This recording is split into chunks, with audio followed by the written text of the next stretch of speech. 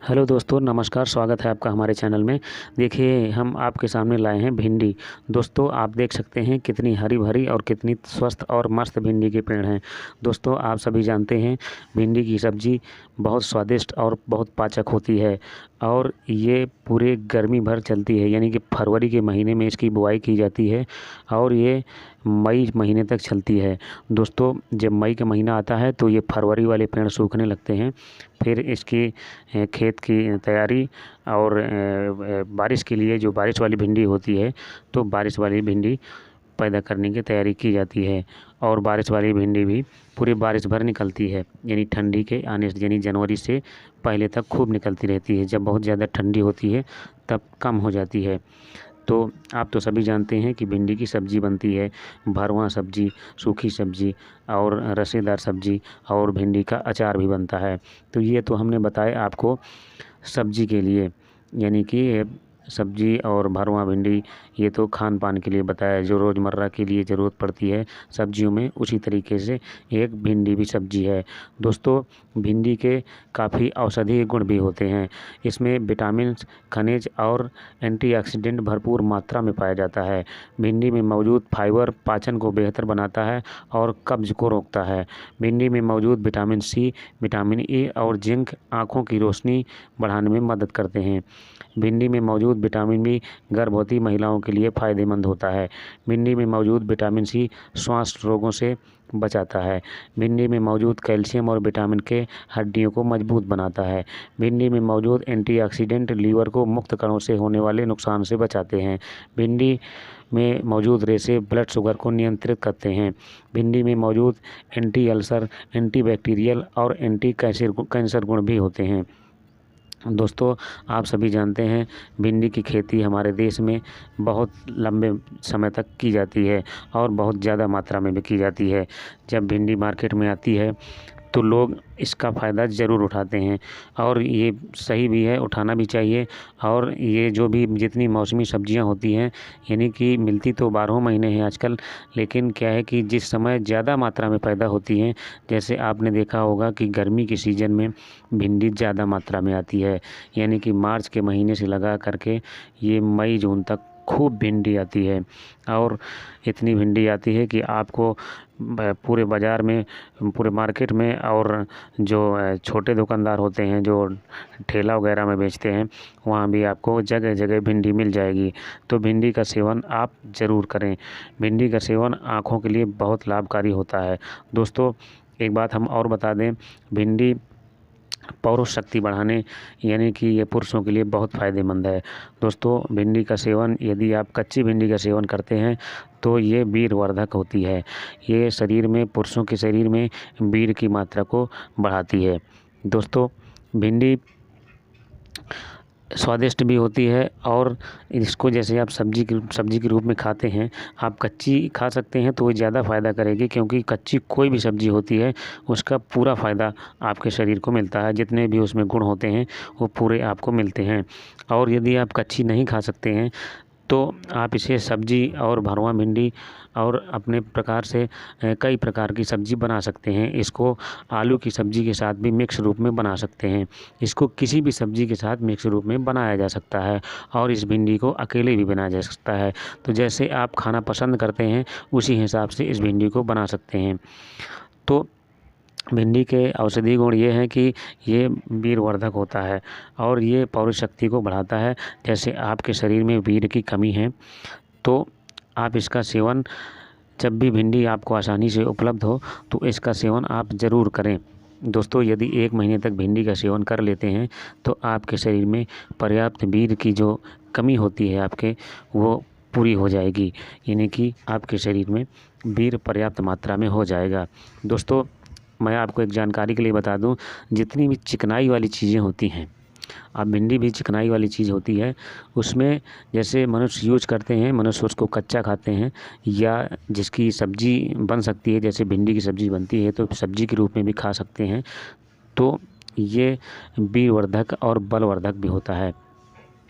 दोस्तों, तो यदि किसी को भी ये समस्या है, आपके जान पहचान में, आपके पास पड़ोस वाले को, मोहल्ले वाले को, और यदि किसी आपके जानने पहचाने रिश्तेदार को ऐसी कोई समस्या है तो भिंडी खाने की सलाह आप ज़रूर दीजिए।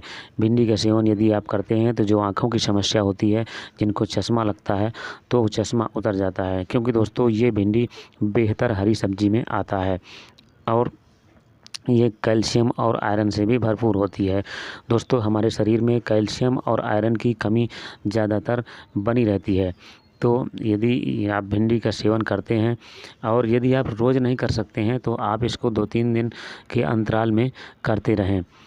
तो और जब ज़्यादा मात्रा में मिलती है भिंडी, एक तो गर्मी के सीज़न में ज़्यादा मिलती है और दूसरा फिर बरसात के बाद मिलती है, यानी कि इसकी जो बरसात वाली भिंडी होती है इसकी बुआई जुलाई में हो जाती है और ये अगस्त सितंबर अक्टूबर तक और नवंबर दिसंबर तक मिलती रहती है।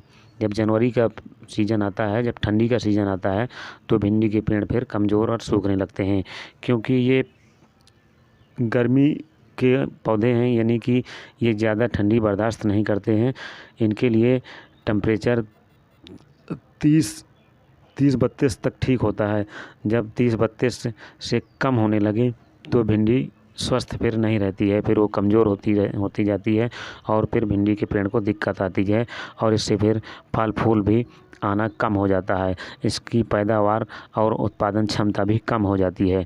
इसलिए गर्मी के सीज़न में भिंडी का सेवन ज़रूर करें। ये जब तक गर्मी रहती है, जब तक वायुमंडल में गर्मी रहेगी, तब तक आपको भिंडी खूब आसानी से मिलती रहेगी।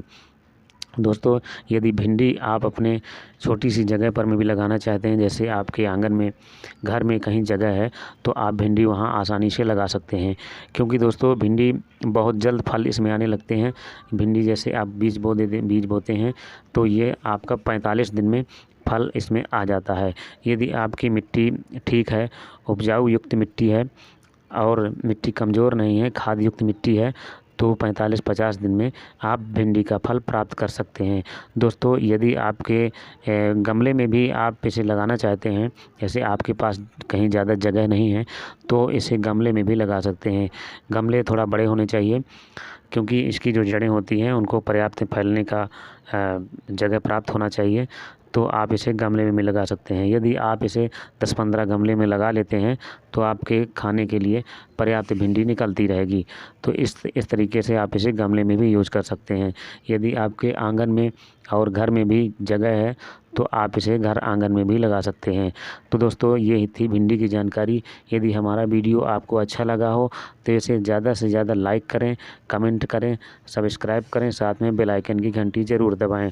दोस्तों हम इसी तरीके के वीडियो लाते रहते हैं और हम अपने वीडियो में एक अलग प्रकार की जानकारी भी देते हैं, क्योंकि आपने कई बार देखा होगा कि भिंडी की जो जानकारी देने वाले लोग होते हैं वो केवल सब्जी के ही फ़ायदे बताते हैं, यानी कि इतना ही बताते हैं कि इसकी सब्ज़ी इतने प्रकार की बनती है।